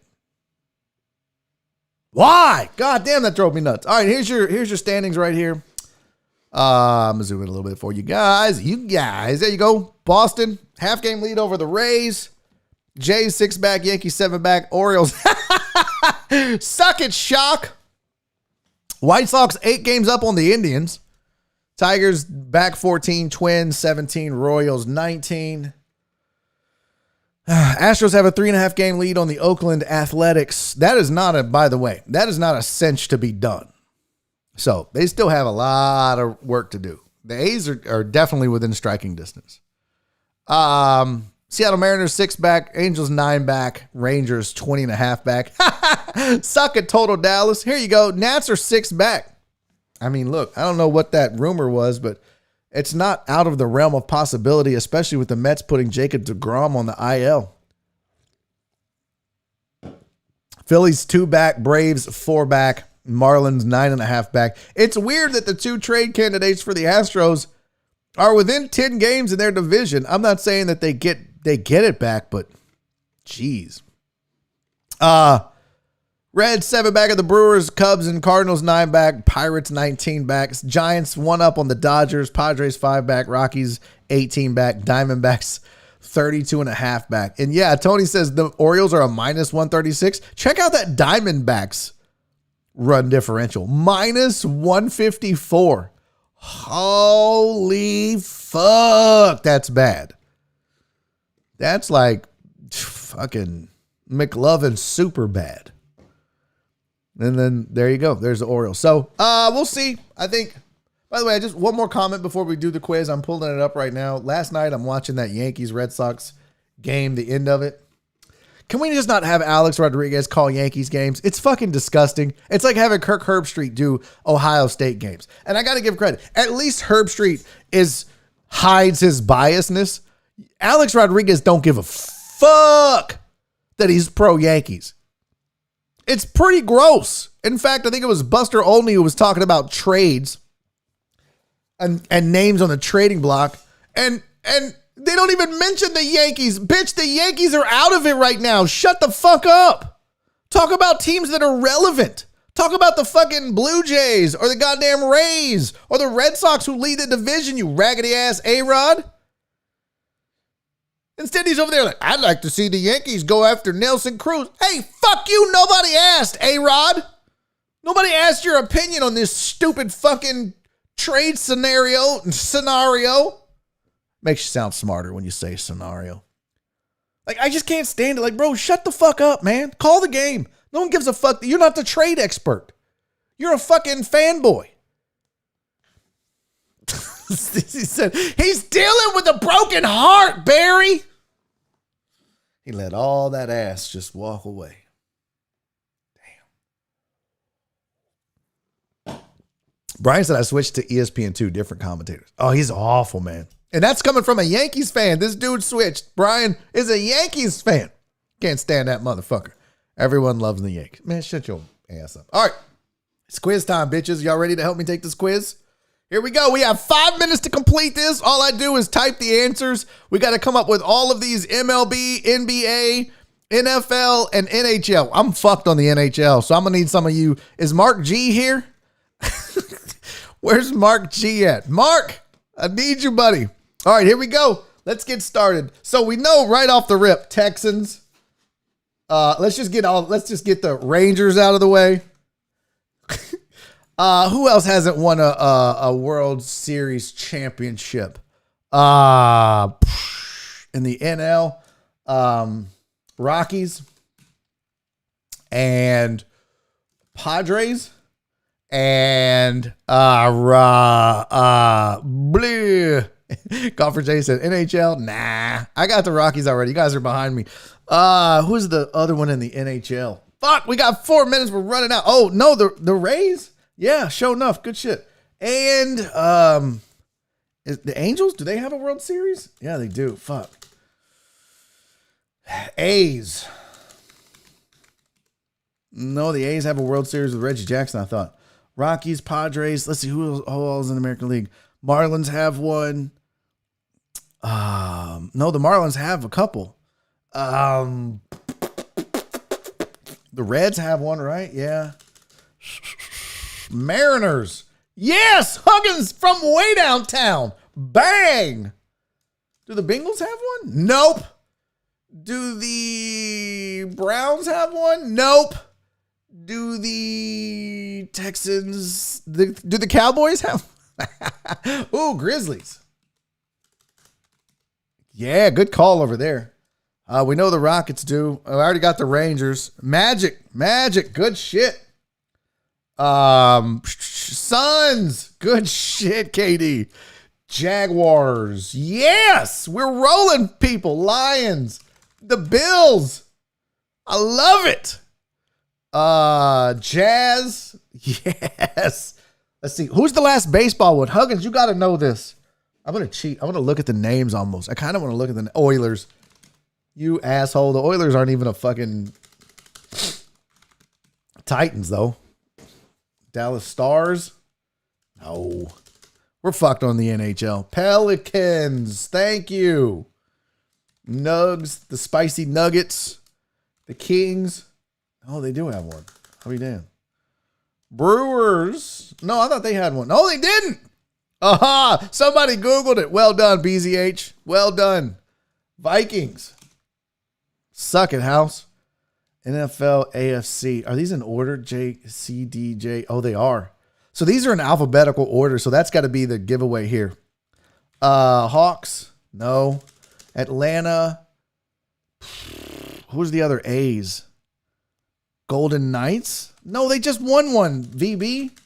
The Golden Knights just won one. Oh, no, they didn't. I thought they just won the fucking Stanley Cup. Oh, no. I guess they had a run. Oh, what the fuck do I know? Predators. Guys, we got 2 minutes left. The Thunder and the Lightning. Nope. Okay, teams that start with ahead of, so it's not Boston. It's not, so they're in alphabetical order, right? C, M, S, T, A, B, C, D. I said Thunder. But that's Oklahoma City, so it's not going to be Oklahoma City. Something between M and N. Who's the other M's? Is it the Nets? Brooklyn, there you go. See, that's what I'm talking about, a B. Who's between M and N? Let's see, it's Memphis, it's New Orleans, it's Utah Sharks? Bruins? No. Coyotes. Nice. All right, I'm pulling up the damn what the fuck? Let's pull up Timberwolves. Was it the Timberwolves? Well done, Andy. Yes, Andy. Minnesota. That was what I was looking for there. Let's go to the Astros play tonight. 7:10. Panthers and Hornets. Hornets might be the one I was looking for because Charlotte. That's the C. Hornets, yes. Panthers, yes. We got 30 seconds, guys. Come on. Come donkey punch, not the No. Cardinals. Yes. That was the first one. Arizona. What's another A or B football team? Buffalo. Clippers. Yes. I like it. Let's see. NFL. We got to at least get the fucking NFL. We've got 2 NFL teams left and 1 NBA team left. Let's see. Teams. Come on, goddammit. Who's in after Arizona but before Buffalo? We're cheating like a son of a bitch right now. After Arizona but before Baltimore, Ravens. There you go. Oh, motherfucker. 31 out of 40. That's not bad, folks. Not bad at all. Look at us. 31 out of 40. We missed the Pacers. Oh, the Falcons. Motherfucker. We missed the Pacers and the Falcons. Sorry, I'm trying to get it all on the screen for you. We missed the Pacers and the Falcons, the Los Angeles Chargers, and then we missed a lot of hockey. The Sabres, the Blue Jackets, the Wild, the Senators, the Canucks, and the Jets. Jesus Christ, NHL. How top heavy are you? That's pretty wild. That's a hell of a list. So in baseball, there's only 6 teams. That's the least of any. Who has the most? Football, 1, 2. Let's see. So baseball has 6. NBA has 1, 2, 3, 4, 5, 6, 7, 8, 9, 10, 11. 4, 5, 6, 7, 8, 9, 10, 11, 12. 1, 2, 3, 4, 5, 6, 7, 8, 9, 10, 11. So football has the most with 12. And then NHL and NBA both have 11 teams that have never won a championship. Baseball only has 6, which I'll be honest, that surprises me that baseball has the fewest teams that haven't won a World Series.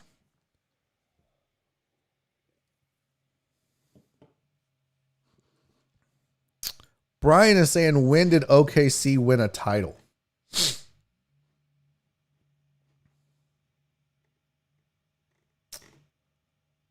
Would it be classified under the Sonics?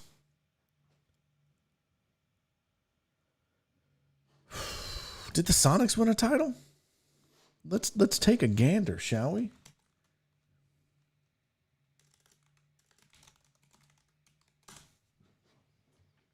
$1979. So that's why. They're counting the Thunder as the Sonics. Yes, that's correct. Brian said, bullshit quiz. Well, I mean, isn't that Joel's Charlie? Oh boy.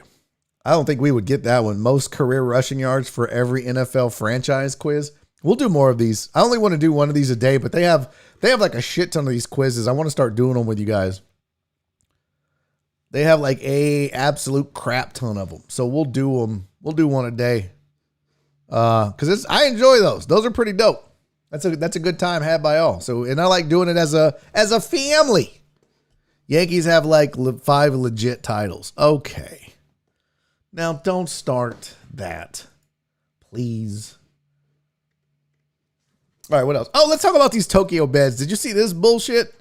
So the Olympics, as you know, they've been trying to discourage people from bumping into each other on the bed, having sex, doing the old poop, poop, poop, poop. I mean, not poo poo, doing the old grinding the pepper. And so what they did, these are the beds that they have made for the athletes in the Olympic Village.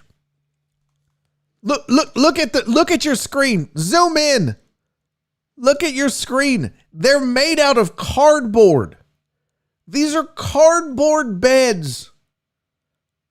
First of all, I know goddamn well Team USA basketball ain't sleeping on these raggedy ass beds. I promise you that.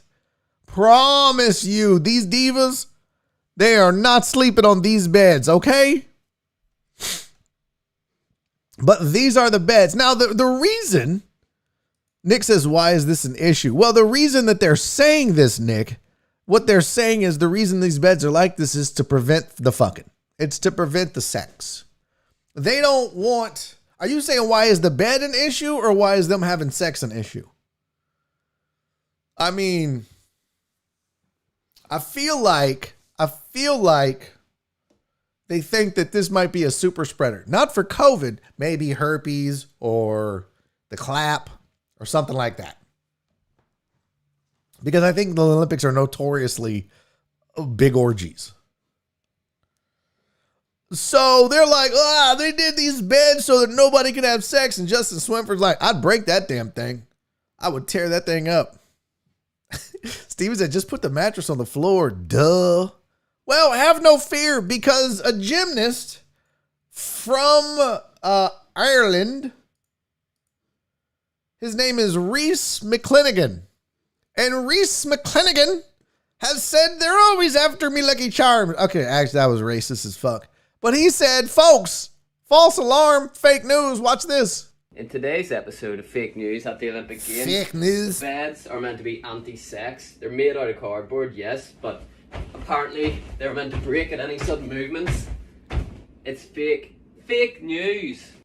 In today's episode of Fake News at the Olympic All right, well, first of all, fuck him for being able to not wear a shirt and look like that. Okay, that's the first thing. Fuck you, Reese. Ugh, no one wants to see that shit. Nick said, which Olympics gave them condoms? They did. There was like 150,000 condoms passed out during this Olympic Games.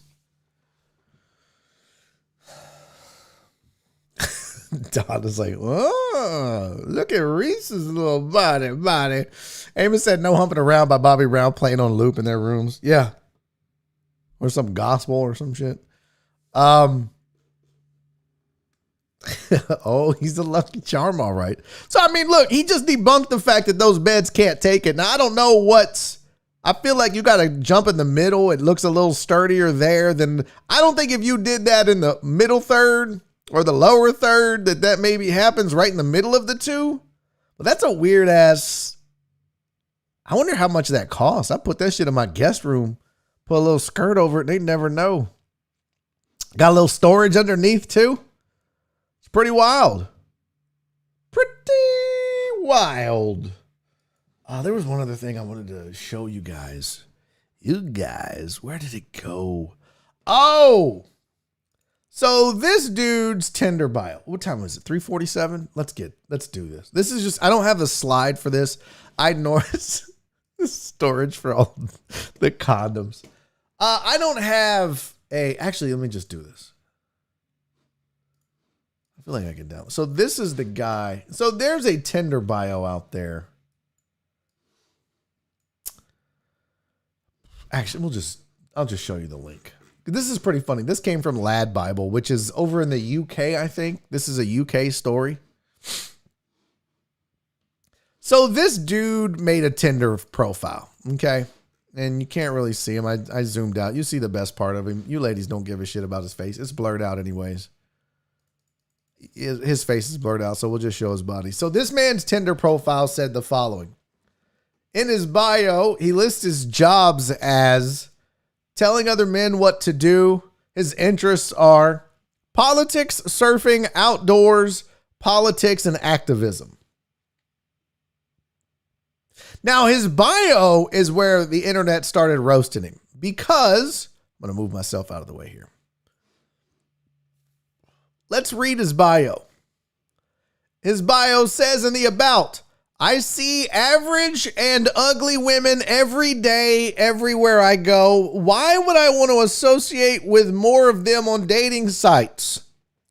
Please be an 8.5 or better.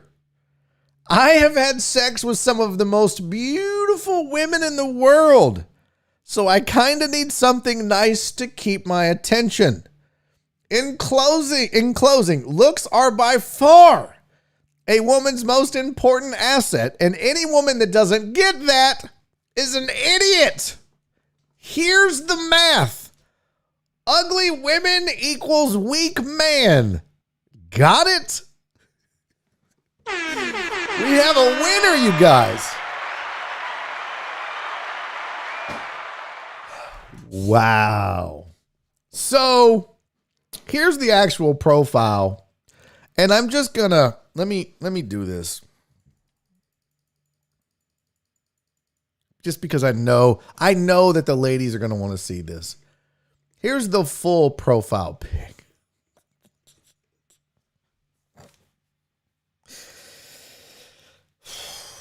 So I don't know where he's from, but it might be the Congo.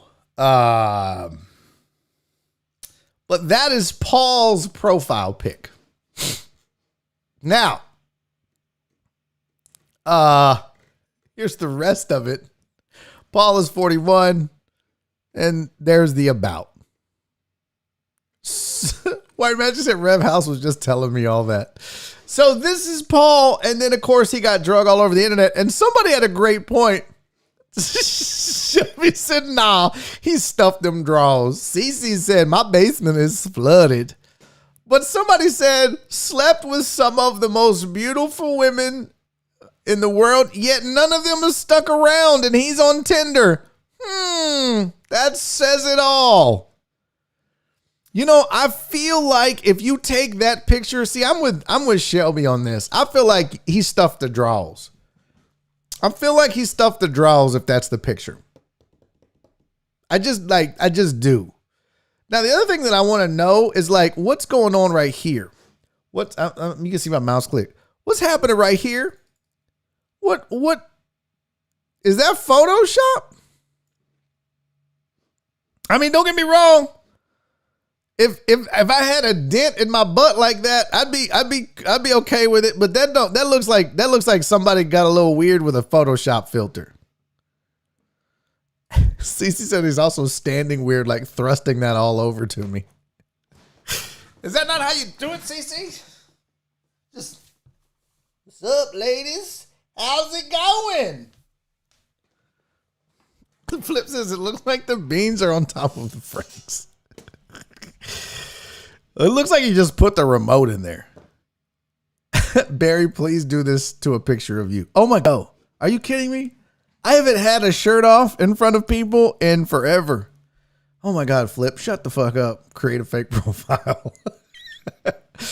Juan says, so you're saying he pulled a mid-chub to make it longer? Oh yeah, I mean, maybe. Or maybe he just took the remote and put it in his pants.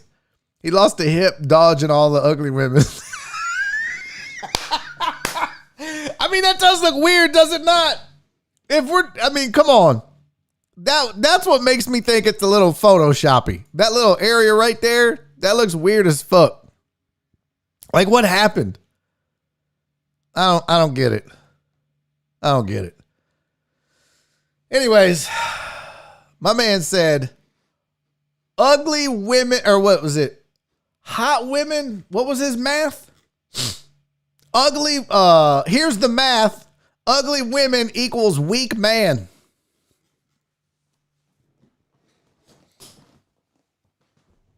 He stuffed it with a cereal box. My Tinder says severely underwhelming. Yeah, that's my life story. He's got a sock on top of it. Probably so, Golfer Jay. Probably so. Tinder is that fucking Wild West, man. Motherfuckers are so weird on Tinder. Just the weirdest shit happens on there, man. And you always see it in the news. Like, people just like, be cool, be normal. How many of you are on Tinder? I'm curious. I just want to know. I'm not judging. If I was single, if I wasn't married to the most wonderful woman in the world, I'd probably be on Tinder. How many of you are on Tinder or met someone that you had a really good, serious relationship with on Tinder? Because I thought when Tinder first started, and again, I haven't been single since 1998. The fuck do I know? But when Tinder first started, it was dating, and then it just kind of evolved into fucking, right? Like, I mean, is that pretty accurate? So White Magic is on, Mr. Reyes is on. Okay. Man, that's so different to me. Having never been single in this environment, Justin is there on Tinder as well. Having never been single. I told you guys this story about Mr. Reyes and the background check lady. That was fucking hilarious. Oh my God, that was outstanding. I wouldn't know what to do if I was single. You jerk off a lot. Shelby said, I've never been on a dating website. Yeah, me neither. I mean, they didn't exist when I was single back in 1998. Fuck, the internet barely existed.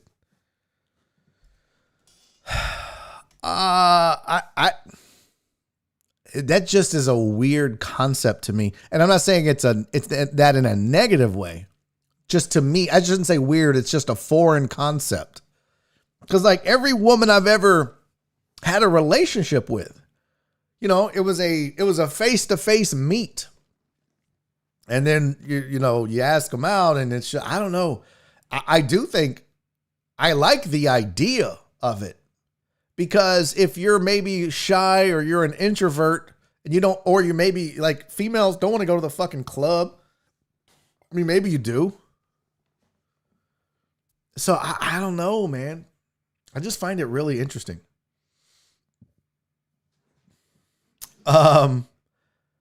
Give what you get and don't give a fuck. One day your ass will not look like that.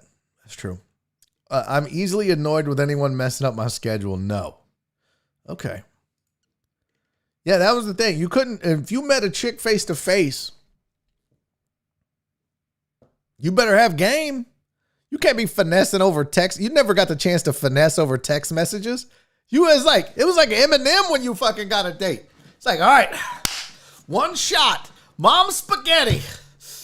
What's up, girl? How you doing? You know what I mean? You're like making them laugh. You're trying to be a good person. Oh yeah, I was on the small penis website. White Max said I'm awkward and shy in person. That's true. That's true. Yeah. Facts, Christy. Crowds make me nervous. It's a different concept to me. I don't know. And I also feel like it's too easy to put like, come on, fam.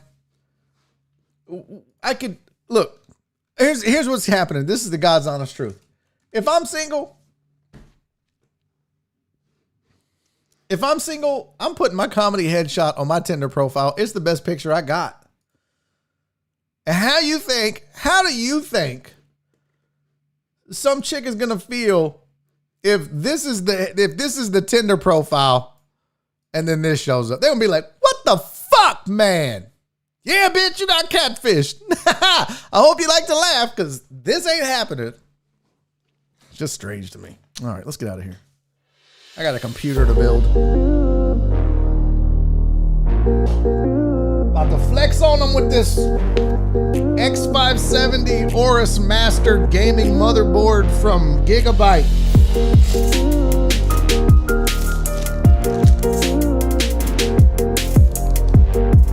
Oh, snap!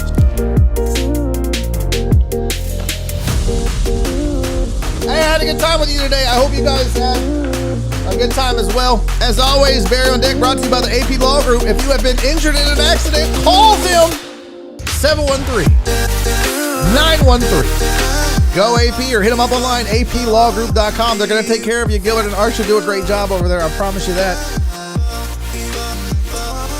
I had fun with you as always. I hope you will come back and join me tomorrow. If you have not subscribed to the channel already, please do so. It is free and it helps your boy out. The goal is to get to 4,000 subscribers on this YouTube channel before the end of the year. We have 6 months, bitches. Tell a friend. Thank you if you thumbs up the video as well. I love you all. What? CC, how dare you? I love you all. I'll see you tomorrow. Until then, enjoy the Astros game. And do me 3 favors. Be safe, be kind, and most importantly, love each other. See y'all tomorrow.